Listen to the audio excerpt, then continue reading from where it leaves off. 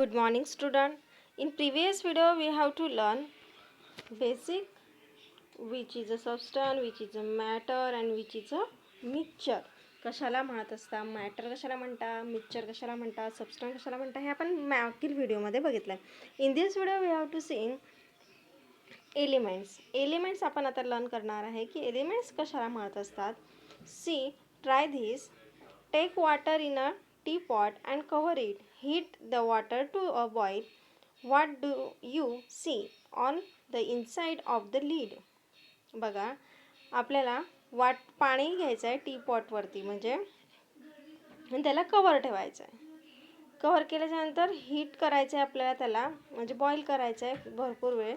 तर काय होणार आहे, तर ते झाकण जे आहे, जे आपण झाकण ठेवलेलं आहे भांड्यावरती किंवा चहाच्या भांड्यावरती किंवा पाण्यावरती, तर ते कव्हर जे आहे ते भरपूर प्रमाणामध्ये उकडल्यामुळे बाजूला होणार आहे, सरकणार आहे. म्हणजे ते लीड, त्याचे जे झाकण आहे ते काय होणार आहे, साईडला होणार आहे. आणि मध्ये काय दिसणार आहे आपल्याला, की त्या वेपर्स आहे त्या उकळताना दिसणार आहे. Fill water in a spray pump. Spray the water and observe the spray. बघा, आपल्याला पाणी भरायचं आहे स्प्रे पंपमध्ये आणि स्प्रे मारून बघायचं आहे आणि ऑब्झर्व करायचं की काय होतं त्या स्प्रेमध्ये. तर स्प्रे जो आहे, म्हणजे तो निघत असताना एकच याच्यामधून पाईपमधून निघत आहे, पण तो आपण ज्यावेळेस स्प्रे करत आहे, मारत आहे, त्यावेळेस तो आपल्याला आजूबाजूला फवारताना म्हणजे भरपूर ठिकाणी तो रिफ्लेक्ट होताना आपल्याला दिसत आहे. The water droplets collected on inside the lid of teapot are formed by condensation of vapors from the boiling water. Water in the vapor of water is composed of extremely tiny particles and therefore we can't even see them. You will see that the spray is composed of small particles of water. Similarly, all substances are made of extremely tiny particles. The smallest particle of substance are molecule. A substance whose molecules are made of one or more atoms which are exactly alike is called element. म्हणजे बघा, ज्या पाण्यामध्ये आपण जे पाणी उकळलं, त्या पाण्याच्या जर आपण लीड झाकणावरती जर ऑब्झर्व केलं आपण, तर त्याचे बुंद बुंद आपल्याला दिसतात, थेंब थेंब दिसतात. मग ते थेंब थेंब काय आहे, एक थेंब म्हणजे त्याचा एक छोटा मॉलिक्यूल असतो. आणि हाच मॉलिक्यूल ज्यावेळेस 2 किंवा 3 किंवा 4 अनेक ॲटम्सपासून बनतो, तेव्हा त्याला काय म्हणत असतात, elements. We do not get different substance by decomposition of element. The smallest particle of element are made of only one type of atom. We can't see atom with the naked eyes, but when crores of atoms come together, their total volume is large enough to be visible to our eyes. The mass of volume of atoms of different elements are different. बघा, आणि ज्यावेळेस जे सबस्टोन decompose म्हणजे खराब झालेला element असतो, तो खराब झालेला एलिमेंट किंवा कुजलेला एलिमेंट ज्यावेळेस म्हणजे आपण स्प्रे करत असतो, स्प्रेच्या साह्याने किंवा बॉईल करून बघत असतो, तर त्यावेळेस त्याच्यावरती जंग लागलेला असतो. काय झालेला असतो, कोरोस म्हणजे जंगलेला असतो किंवा खराब झालेला असतो, तो आपल्याला डोळ्यांना दिसत असतो. मग एलिमेंट कळाला तुम्हाला. एलिमेंट काय आहे, छोट्या पार्टिकल्सपासून, ॲटम्सपासून, 2 or 3 मॉलिक्यूलपासून हा बनलेला असतो, तर त्याला एलिमेंट असे म्हणत असतात. म्हणजे एलिमेंट हा छोटा असतो का, नाही, एलिमेंट काय असतो, हा मोठा असतो, हे लक्षात ठेवायचं आहे. Do you know, to date scientist have discovered 118 elements. Of these 92 elements occurs in nature, which the remaining are man-made. Hydrogen, oxygen, nitrogen, carbon, iron, mercury, copper are a few of important natural elements. More new elements are being discovered through research work. बघा, हा जो element scientist होता, त्या सायंटिस्टने बघा 118 एलिमेंट्सचा शोध याने लावलेला होता. 92 एलिमेंट्स त्याचे नॅचरल निसर्गामधले होते ते कोणते आणि मॅनमेड काही मॅनमेड होते. मग नॅचरल कोणते तर hydrogen, oxygen, nitrogen, carbon, iron, mercury, copper हे काय होते नॅचरल एलिमेंट होते ना. अदर काय होते तर मॅनमेड होते. Understand. Great scientist Democritus named the small particles of element atom because in the Greek language atom means individual. म्हणजे ॲटम बघा ग्रीक लँग्वेजमध्ये ॲटम म्हणजेच काय इंडिव्हिज्युअल म्हणजे स्वतंत्र.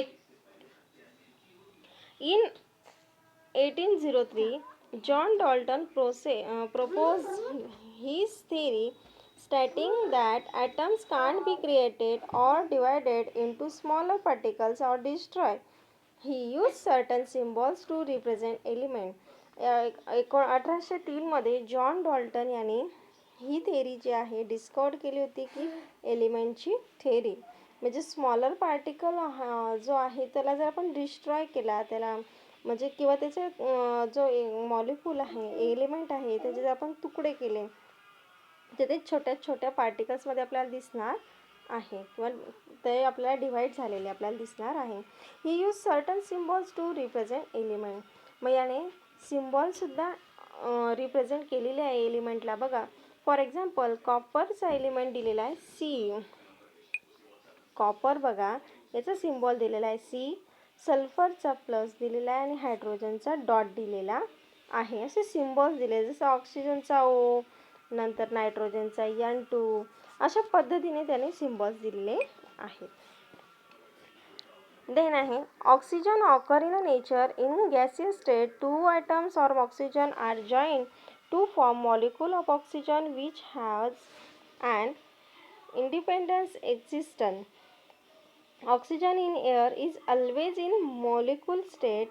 Just like atoms, molecule also can't be seen with naked eyes. म्हणजे बघा जे काही मॉलिक्युल्स आहे ते आपण इझिली डोळ्याने पाहू शकत नाही. ते आपल्याला पाहण्यासाठी मायक्रोस्कोपचा यूज केलेला असतो करावा लागत असतो. आता बघा आपल्या वातावरणामध्ये निसर्गामध्ये ऑक्सिजन आहे आणि आपण ऑक्सिजन घेत असतो रोज. तो गॅसियस स्टेटमध्ये असतो पण मग त्याला आपण बघतो का की आपण ऑक्सिजन करतोय किंवा आपण ब्रिदिंग करत असतो. अशा पद्धतीने आपण श्वास आत घेत असतो तर त्यावेळेस तुम्ही ऑक्सिजन घेताय तर तुम्हाला माहिती आहे का ऑक्सिजन कसा दिसतो किंवा तुम्ही ऑब्झर्व त्याला पाहून घेताय का किंवा तुम्हाला वाटतं आहे की या ठिकाणी हा ऑक्सिजन चांगला नाही, हा ऑक्सिजन इकडच्या ठिकाणी आपल्याला चांगला मिळेल. तशा पद्धतीने तुम्ही ऑक्सिजन घेत असता का नाही कारण तो आपल्याला डोळ्याने दिसत नाही. Understand. Can you tell what do you short forms Dr. HMAC advocate CMDC stand for? बघा मग डॉक्टर HM म्हणजे काय HM म्हणजे काय होत असतं याचा शॉर्ट फॉर्म दिलेला आहे. नंतर ॲडव्होकेटचा ADV कसा ॲडव्होकेट दिलेला आहे. CM म्हणजे त्याने जे केमिकल मेडिसिन घेतलेलं असेल किंवा होमोपॅथी मेडिसिन त्याचं झालेलं असेल. HMचा अर्थ होमोपॅथी मेडिसिन. अशा पद्धतीने त्याचे शॉर्ट फॉर्म दिलेले असतात. Okay. In day to day life we use short forms in many places. A similar method is use to indicate elements. बघा दैनंदिन जीवनामध्ये आपण भरपूर थिंग यूज करत असतो आणि त्याला वेगवेगळ्या इंडिकेट्स म्हणजे त्याला वेगवेगळ्या नावं दिलेले असतात दर्शवलेले असतात. Okay. The scientist Berzelius was the first to use prevent method of using symbols for element. The symbols of an element is written in English script and is the short form of its name.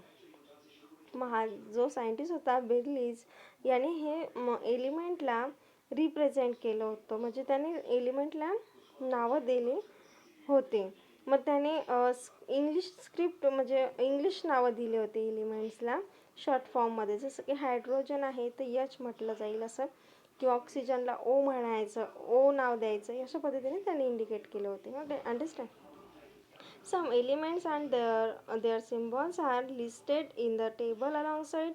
When initial letter in names of 2 or more elements is the same, a pair of letter is used to write the symbols for example write C for carbon and Cl for chlorine. बघा, मग काही जे elements आहेत जे की जसं की एकाच एलिमेंटपासून मॉलिक्यूलपासून बनलेले एलिमेंट्स आहे, त्याला एकच सिंगल नेम दिलेला आहे, जसं की ABC नुसार HDC. ओके.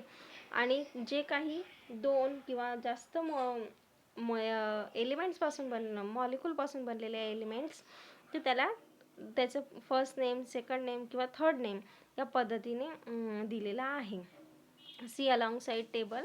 यात काही एवढं विशेष नाही आहे, फक्त हा टेबल तुम्हाला लक्षात ठेवायचा आहे की कशाला कोणत्या याचं काय दर्शवत असतात. सो फर्स्ट दिलेला आहे हायड्रोजन. तर बघा, हायड्रोजन Hने दर्शवत असता, हेलियम He, लिथियम Li म्हणजे फर्स्ट नेम आणि Li आला, हेलियमचा सुद्धा फर्स्ट अँड सेकंड, बेरिलियमचा Be आला म्हणजे 2 मॉलिक्यूलपासून बनलेला आहे, बोरॉनचा B म्हणजे सिंगल मॉलिक्यूल आहे, carbon C, nitrogen N, oxygen O, fluorine F, neon Ni. म्हणजे जे काही 2 याच्याने बनलेले 2 दिसत आहे ते म्हणजे 2 याच्याने बनलेले आहे. अंडरस्टँड. नंतर आहे बघा सोडियम. सोडियम Na म्हणजे 2 मॉलिक्यूल्सपासून किंवा 3 मॉलिक्यूलपासून बनलेला आहे. Magnesium, aluminium, silicon. मग हे बघा, हे कशापासून म्हणजे हे 2 किंवा 3 मॉलिक्यूलपासून बनलेले आहे, म्हणून यांना 2 इंग्लिश लेटर याने दिलेले आहे. फॉस्फरस P, सल्फरियस, chlorine Cl, argon Ar, potassium K and calcium Ca. म्हणजे बघा, तर यामध्ये तुम्ही बघितलं, ऑब्झर्व केलं असेल की फॉर सपोज दॅट की आता कार्बन जर घेतला आपण, carbon, nitrogen, oxygen, fluorine, sulphur, phosphorus, नंतर पोटॅशियम, हे सिंगल आहे. सिंगल दिसत आहेत, त्याला इंग्लिश वर्ड्स म्हणजे हे एकाच मॉलिक्यूलपासून बनलेले आहे, म्हणून याला सिंगल इंग्लिश लेटर दिलेले आहे. अंडरस्टँड.